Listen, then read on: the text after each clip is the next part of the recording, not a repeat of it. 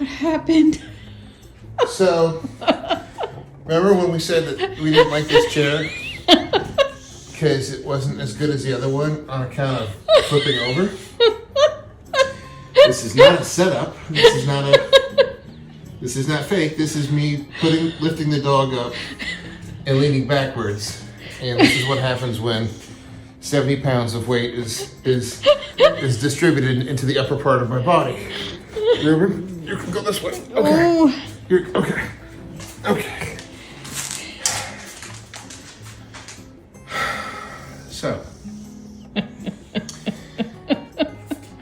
we may be considering other options for chairs sometime here in the future.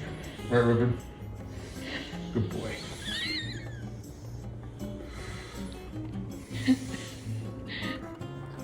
Okay, so what you just saw actually happened last week, where the new chair, the new old chair, came into play with some physics and some science that we're going to discuss today, and some other elements of science, thanks to Reuben. But we want to break down what happened last week, because last week was a perfect example of something called a fulcrum. A fulcrum is the point where something balances, like a seesaw. The little point in the middle, things go back and forth, that's a fulcrum. Well, there's a point in this chair as well that's also fulcrum. And to give an example here, like we sketched this out so you can see, here's me, here's the chair, and here's Reuben.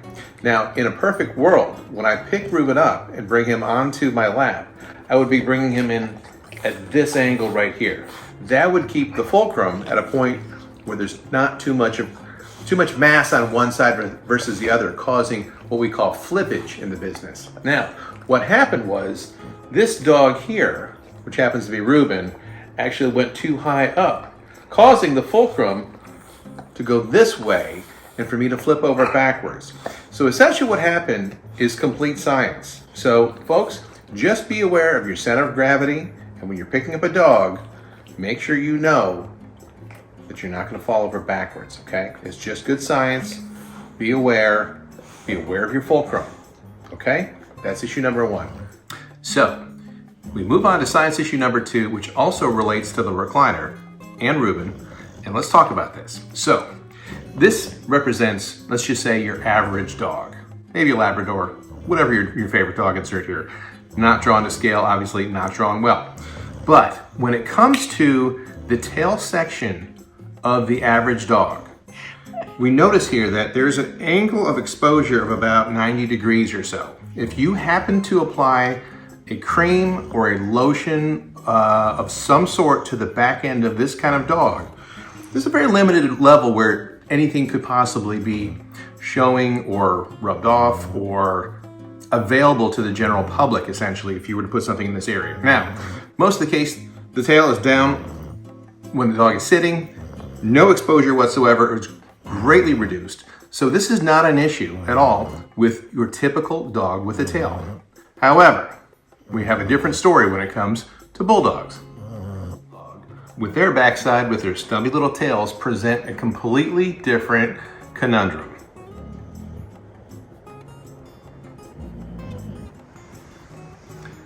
So let's take a look from the backside angle of a bulldog like Reuben and see what are the unique challenges that are faced by a creature like Reuben. Well, what we have is a rounded tail, as we discussed, and as opposed to that 90-degree exposure angle of any creams or lotions to the environment, we have, other than where it's attached at the top, approximately about a 275, 277 degree exposure where any cream or lotions could squish out. This is an area that we affectionately call the area of smudge and smear, or as we like to call it,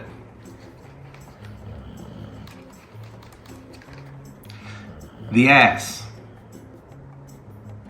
So the reason that many of these things that we're talking about are important is because when it comes to bulldogs like Reuben, we need to apply creams and lotions on the backside as discussed earlier. So we have to take in some other equations, some other factors involved with this in relation to his environment.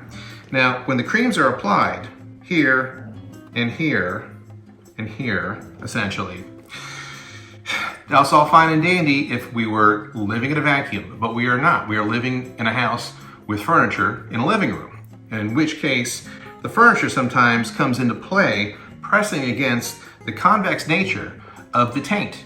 That's the area below the tail and above the privates. So what happens is when pressure is applied when the dog sits down on any kind of furniture, this is impacting the ass area, as we discussed earlier, many times in negative consequences. It's very important to know the physics involved and the pressures and forces involved on the butt cream that may escape from the asshole area. All of this leads us into factor number 3, or lesson number 3 of the science discussion today, which relates to materials science as well as chemistry. Because what we find is that the butt cream, in this case the butt cream molecule, finds itself attracted in many cases to the recliner molecule, which has a receptor. So the butt cream molecule will find itself locking into the receptor, forming a tight covalent bond which does not want to release, putting yourself in a very interesting situation for you and your furniture when you have a dog like Reuben.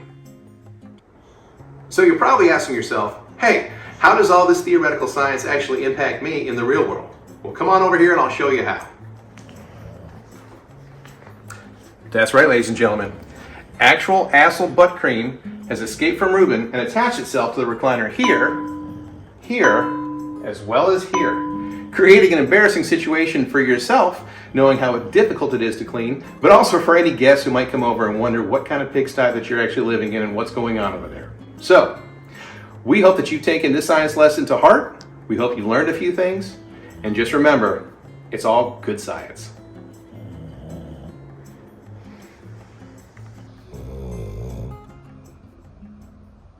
To follow Reuben, don't forget to click on the red subscribe button, then click on the bell to be notified the next time a video comes out. Thanks so much.